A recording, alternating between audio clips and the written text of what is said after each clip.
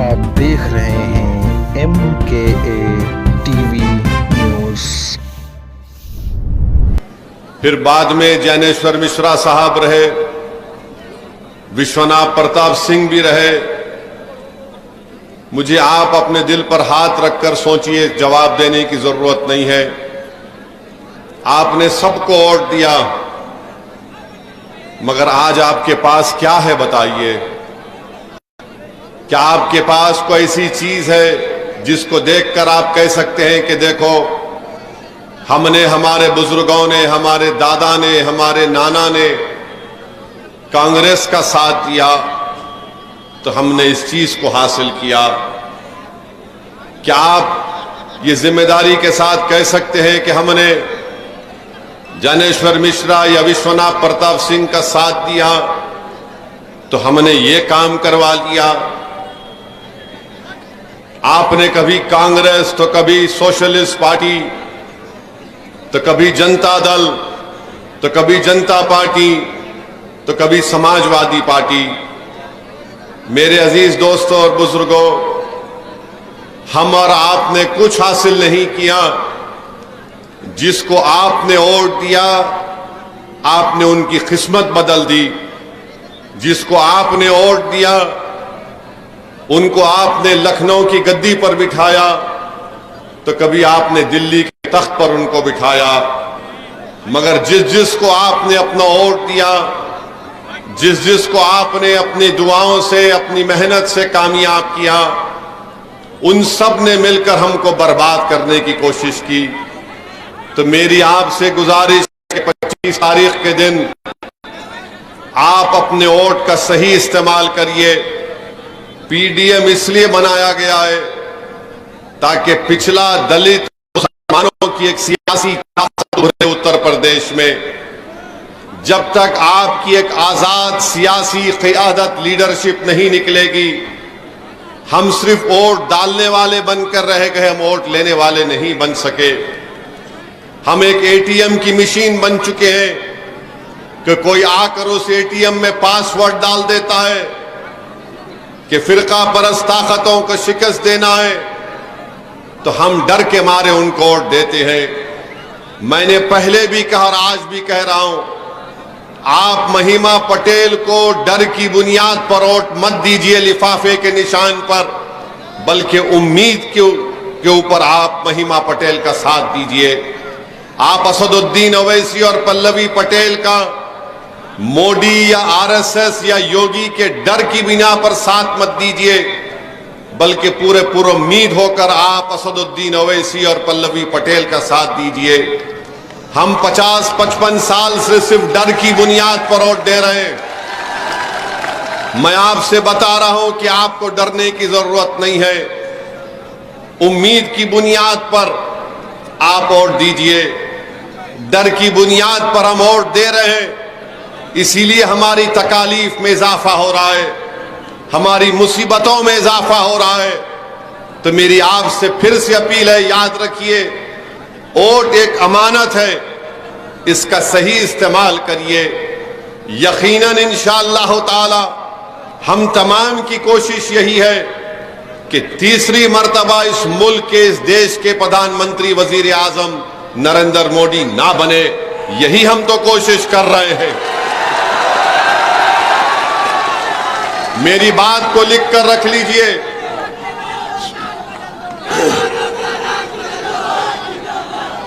मेरी बात को लिख कर रख लीजिए। मेरे भाषण के बाद बहुत से लोग बोलेंगे कि नहीं, ओवैसी अच्छा भाषण देता है, मगर क्या करेंगे, मजबूरी है, हमको समाजवादी पार्टी को वोट देना है। कितनी बार आप वोट देंगे समाजवादी पार्टी को, बताइए? 2014 के लोकसभा के चुनाव हुए, आपने बीजेपी को वोट नहीं दिया। क्या आपने बीजेपी को वोट दिया 2014 में, बताइए?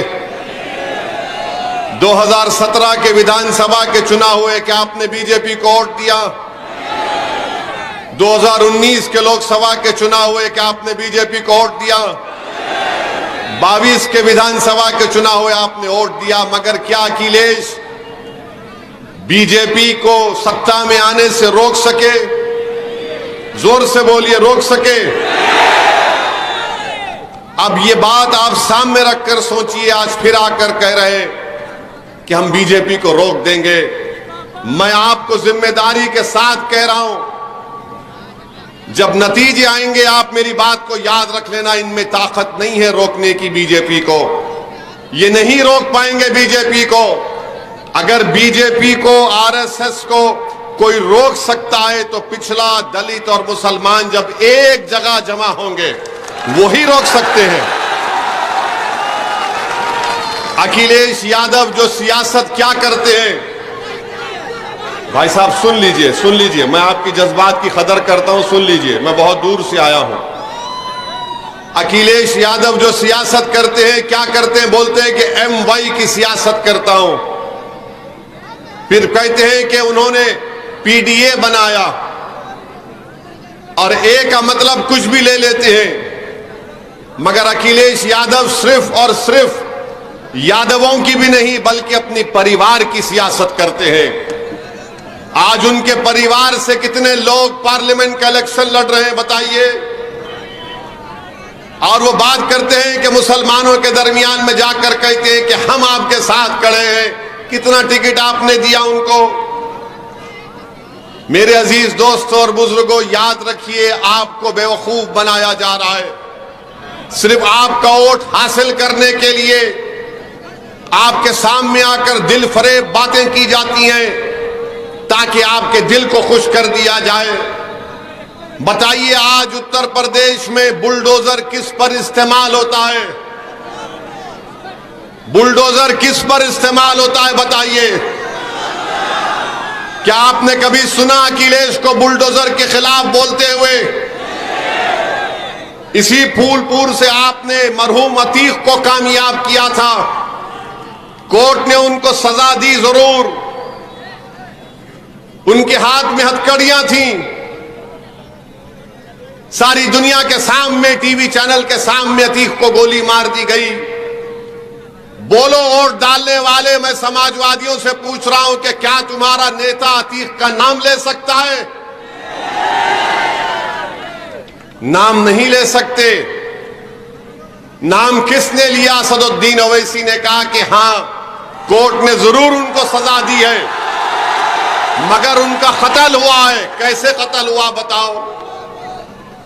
मेरे भाई याद रखो मेरी इस बात को, कोई गारंटी नहीं ले सकता कि इस दुनिया में मैं और तुम कब तक रहेंगे, मगर मेरी एक एक बात को याद रखना, अगर आप दलित समाज के साथ, पिछड़ा समाज के साथ हम नहीं खड़े होंगे तो या तो हमको स्लो पॉइजन देकर खत्म कर दिया जाएगा या फिर ऐसे ही हमको तकालीफ में अपनी जिंदगी को गुजारना पड़ेगा जिसमें कोई इज्जत नहीं होगी, जिल्लत होगी रोज।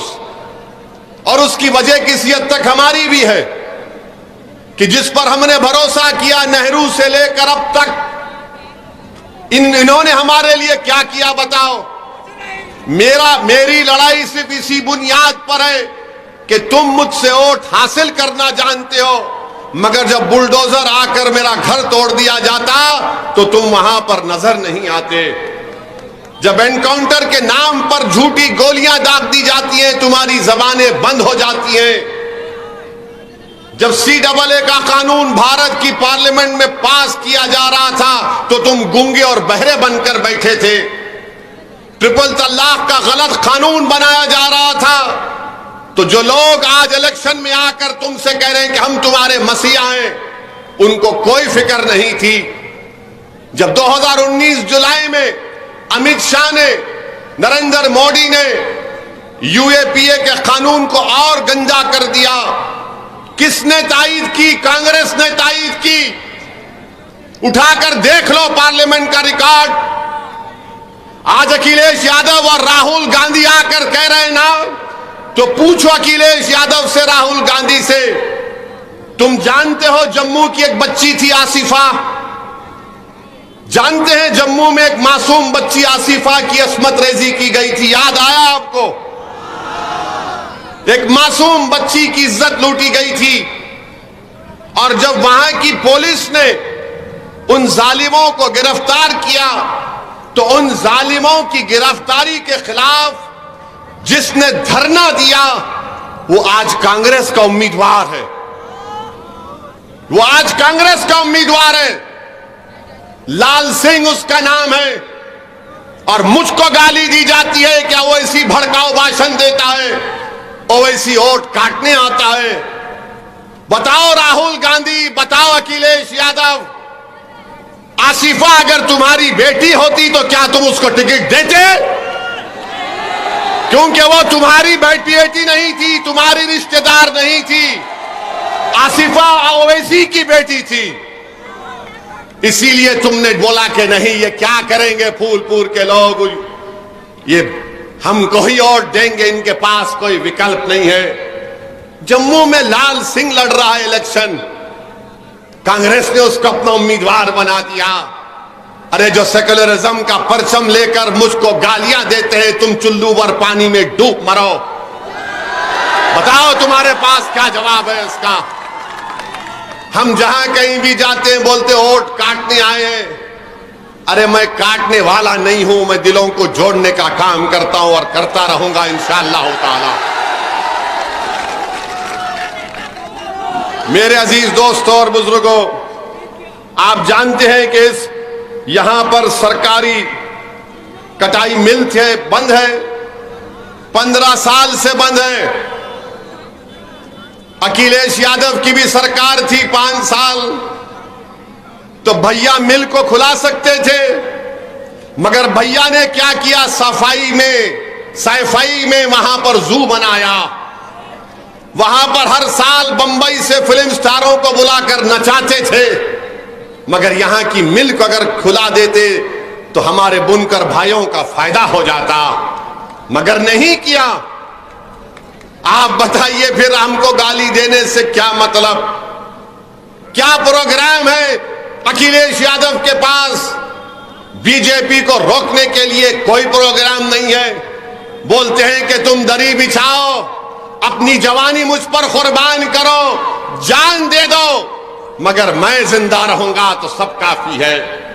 अखिलेश यादव के परिवार के लोग, उनके भाई की पत्नी बीजेपी में है, आज इनके रिश्तेदार बीजेपी में हैं, मगर वो सेक्युलर हो जाते और ओवैसी कम्युनल हो जाता है।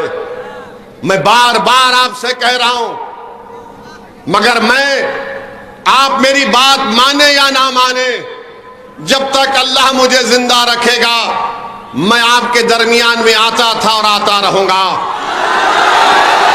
आप मुझे वोट दे या ना दे, मगर मुझ में एक दीवानगी है कि जब तक मैं अपने मंजिल मकसूद को नहीं पालूंगा मैं आते रहूंगा और बोलता रहूंगा। मुझसे दुश्मनी करने वाले समझते हैं कि मुझ पर इल्जाम लगाने से असदुद्दीन ओवैसी के हौसले पस्त हो जाएंगे। मैं मेरे दुश्मनों से भी कह रहा हूं कि तुम जितने इल्जाम लगाना चाह रहे लगा लो। पिछले विधानसभा के चुनाव में टोल गेट के पास मेरी गाड़ी के ऊपर 6 गोलियां चलाई गईं।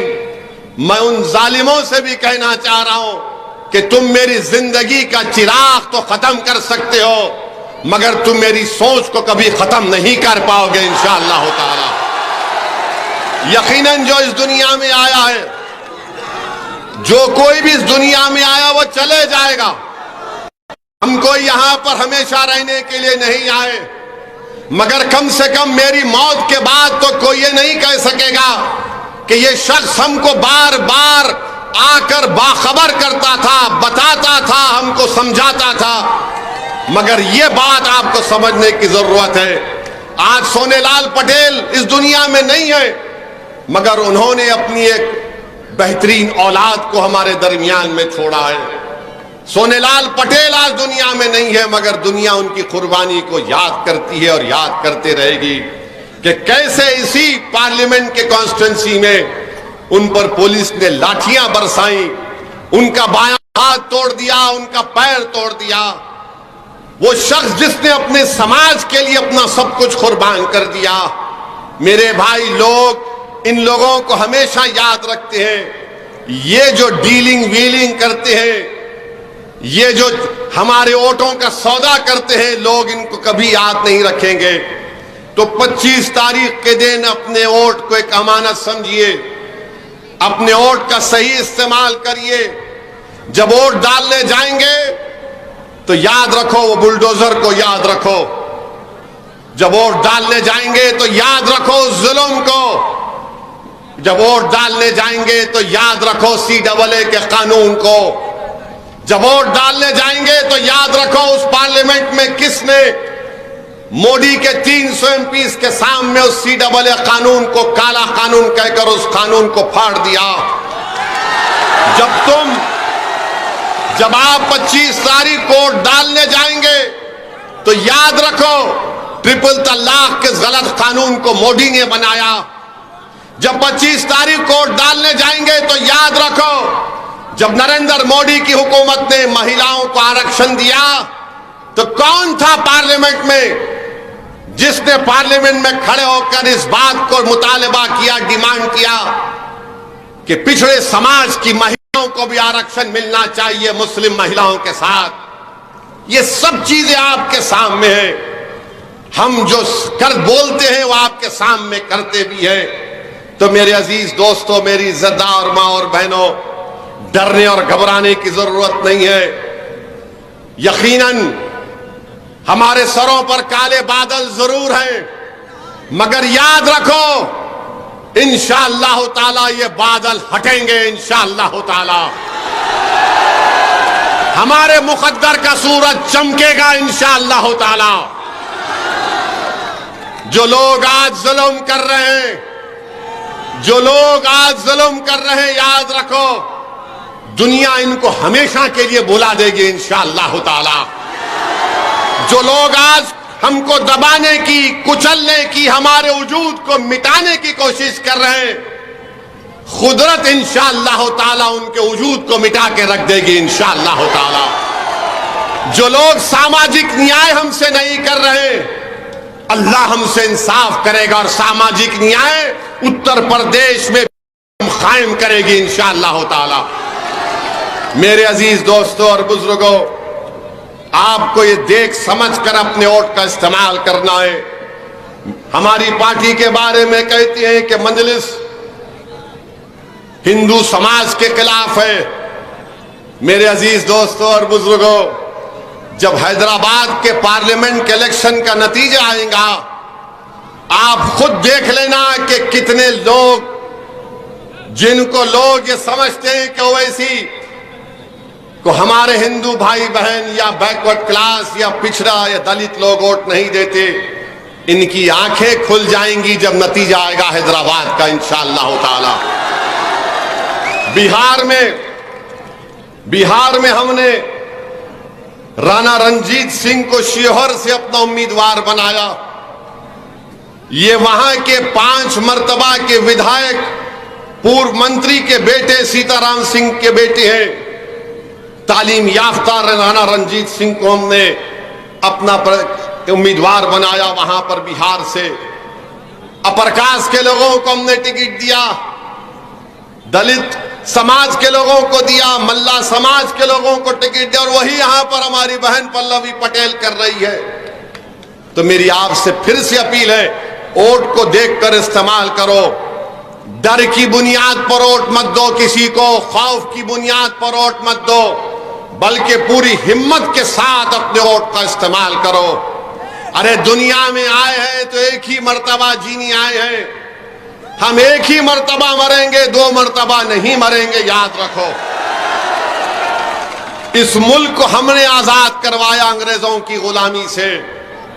इस मुल्क की आजादी की लड़ाई में कोई आरएसएस के संघ परिवार के लोग नहीं थे। मेरे अजीज दोस्तों और बुजुर्गों, इस मुल्क को अंग्रेजों की 200 साल की गुलामी से हमने, अपनी बुजुर्गों ने हमारी जानों को कुर्बान किया। तो 25 तारीख के दिन एक इनकलाब आपको बर्पा करना पड़ेगा, ताकि लोग जान जाएं कि हम डर की बुनियाद पर वोट नहीं देंगे। समाजवादी कांग्रेस के पास कोई प्रोग्राम नहीं है। क्या करना चाहते हैं? इल्जाम लगाना तो आसान है असदुद्दीन ओवैसी और पल्लवी पटेल के ऊपर, ये वोट काटने आए हैं। अरे बताओ अखिलेश यादव, आपने कितने चुनाव हारे, कितने चुनाव आपने हार दिए, और उत्तर प्रदेश में मुस्लिम अल्पसंख्यक समाज के नेताओं को बनाने की जिम्मेदारी आपकी है। कौन है समाजवादी पार्टी में मुस्लिम अल्पसंख्यक समाज का नेता, बताओ। कोई नाम तुम्हारे जबान पर आता है? हां, ये थोड़े बहुत होंगे, कुछ भी होंगे, मगर कहां नेता तुम्हारा? कोई नहीं है। कहां है सब? या तो जेल में है या फिर कब्रिस्तान में सो रहे हैं। बताओ कहां है, बताओ आप। मेरे भाई थाली मत मारो, मैं आपको भी कह रहा हूं, यह हमारी भी जिम्मेदारी है। तुम क्यों नहीं नेता बनते? क्या कमी है? क्या आप काबिल नहीं है? क्या बहादुर नहीं है? यकीनन सब चीजों से अल्लाह ने आपको नवाजा है। आपको सिर्फ आगे बढ़कर नेता बनना है। इसीलिए इनको नफरत है ओवैसी से और पल्लवी पटेल से कि ये कौन लोग हैं कि जो बरसों से जिन्होंने अपना एक शाही तख्त बनाकर रखा, उसको हम हिला रहे हैं। इनको ये बात पसंद नहीं आती कि आज पल्लवी पटेल पिछड़ा दलित और मुसलमान की बात कर रही है। मेरे अजीज दोस्तों और बुजुर्गों, मेरी आपसे यह भी अपील है कि बीजेपी 10 साल से नरेंद्र मोदी इस देश के वजीर आजम और प्रधानमंत्री हैं। 2014 में मोदी ने कहा था अच्छे दिन आएंगे। मोदी ने कहा था 15 लाख हर एक के अकाउंट में आएंगे। मोदी ने कहा था कि 2 करोड़ नौकरियां दूंगा। फिर 2019 आया तो मोदी ने कहा कि हमने सर्जिकल स्ट्राइक किया। मोदी ने बड़े बड़े वादे किए। बताइए, आज मैं उन लोगों से पूछना चाह रहा हूं, क्या तुम अगर भारत से सच्ची मोहब्बत करते हो तो क्या तुम सिर्फ मस्जिद और मंदिर के झगड़े में उलझ कर रहोगे या फिर अपनी नौकरी की लड़ाई लड़ोगे? तुम क्या सिर्फ मस्जिद और मस्जिद की लड़ाई में उलझते रहोगे और तुम्हारे घर में चिराग नहीं जलेगा? तुम्हारी दुकानें बंद, तुम्हारी कंपनियां बंद, तुम्हारी फैक्ट्री बंद। बात करते हैं कि ताला लग जाएगा। क्या नरेंद्र मोदी ने 500,000 की नोट गायब करके कई फैक्ट्रियों को बंद नहीं किया? कोविड का जमाना आया, क्या एक देश का प्रधानमंत्री चंद घंटे की मोहलत भी नहीं दिया और 130 करोड़ जनता से कहा कि भाइयों बहनों भारत बंद, मैं ताला लगा रहा हूं? ताला मोदी ने लगा दिया।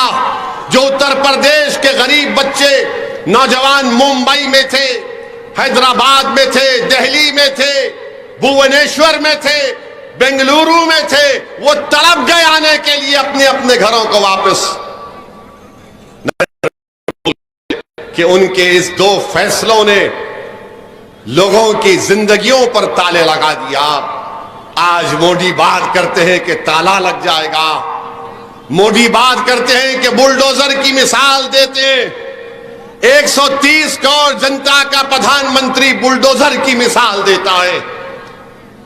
आज बीजेपी कहती है कि हम पीओके वापस लेंगे। मोदी जी, 10 साल से क्या आप सिर्फ चाय पी रहे थे? 10 साल से क्या आप सिर्फ चाय पी रहे थे? लो पीओके को, हम भी कह रहे लो पीओके को। भारत का टूट हिस्सा है, कौन रोका आपको? मगर आज अमित शाह और मोदी बोलते हैं हम पीओके लेना चाहेंगे। 10 साल से आप क्या कर रहे थे? सच्चाई ये है कि हमारी 2000 स्क्वायर किलोमीटर के ऊपर चीन बैठा हुआ है।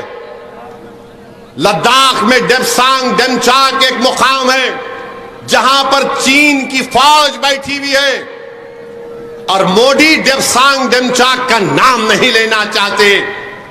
पीओके की बात तो करते हैं, बहुत अच्छा है, मगर यह भी तो बोलो मोदी के चीन को उखाड़ कर फेंक देंगे, हम भारत की जमीन को बचाएंगे। मगर मोदी चीन का नाम नहीं लेते, कोई नाम नहीं लेते। अब चुनाव आया तो बोल रहे पीओके ले लेंगे। अरे 10 साल में ले लेते आप। और फिर मोदी कह रहे, अपने भाषण में उन्होंने कहा कि मुस्लिम खवातीन ज्यादा बच्चे पैदा करती हैं। घुसपैठी कौन है? मोदी ने कहा ओवैसी घुसपैठी है।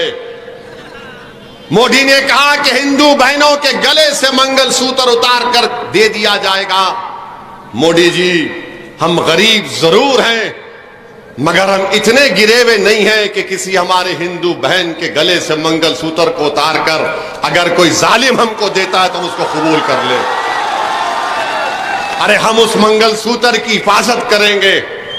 और मोदी जी, जब आप बात मंगलसूत्र की कर रहे हैं तो जबान मत खुलाओ, बात बहुत दूर तक जाएगी।